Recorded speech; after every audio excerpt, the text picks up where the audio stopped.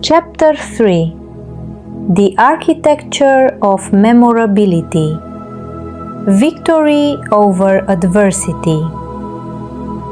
The refusal to be broken is a fighting stance in the face of death, but also against all the small daily deaths: betrayal, abandonment, bankruptcy, illness. In cognitive behavioral psychology, this process is called reframing. From this moment on, the obstacle is no longer a wall, but a necessary element of resistance to test the stability of your structure. Memorability is the ultimate test, the ability of your work and your life to maintain their massive impact even after the physical source has withdrawn from the frame. Vertical stability, the neurobiology of meaning. When life hits you, the collapse is inward. The anchor in the absolute represents the maneuver by which you shift your point of support from the relative, resources, position, physical presence, to the deep interior, into values immune to seizure. Science demonstrates that chronic stress fragments the will. Yet, through the process of antifragility, theorized by Nassim Taleb, complex systems optimize through shock. Investing pain into pure values is a surgical reconfiguration of the limbic system. Through neuroplasticity, we transform the amygdala, defined by neurobiologists as the threat detection center, from a sentinel of panic into a motor for strategic execution. When the anchor is fixed in eternal values, truth, honor, sacrificial love, and dignity, pillars of Viktor Frankl's Logotherapy, the brain activates the prefrontal cortex. It takes executive command, regulating cortisol secretion under extreme stress. Losses become storage spaces for meaning. This is immune stability, an internal verticality that no one can place under lien. The signature as a vector, beyond survival. Every human being is an edifice of values. In physics, a vector has direction and magnitude. Your signature ceases to be a label and becomes a directed force of impact. Narrative architecture. You are not a victim.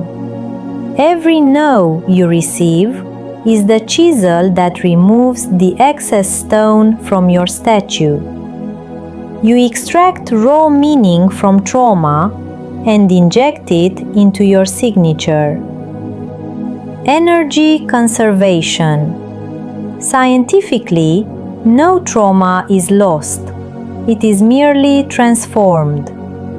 Legacy is the energy of suffering recalibrated into influence. Epilogue. Resilience as an elite standard. Latency. The surgical precision of falling asleep. The millennial ritual of the Church, which calls death falling asleep, is not poetic consolation, but a linguistic and spiritual technology of overwhelming depth. The Church rejects the term dead out of absolute ontological rigor.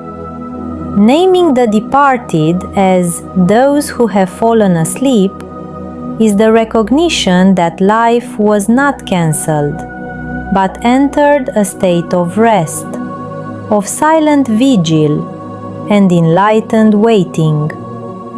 Our fallen asleep, fathers, brothers, mentors, are not absences that leave painful voids, but presences that have passed beyond the noise and decay of the physical world to become the invisible, unshakable pillars of your present dome. There is immense peace in understanding that they have not vanished into nothingness, but have gently settled at the foundation of your being. They are stored energy, the calm force watching over you, ready to be released by your love and your decision to honor what they left behind. In quantum physics, a particle remains potential until observed. In spirit, the one who has fallen asleep remains alive and active through your every act of creation and dignity. In this sacred space of latency, love becomes the only bridge that cannot be torn down.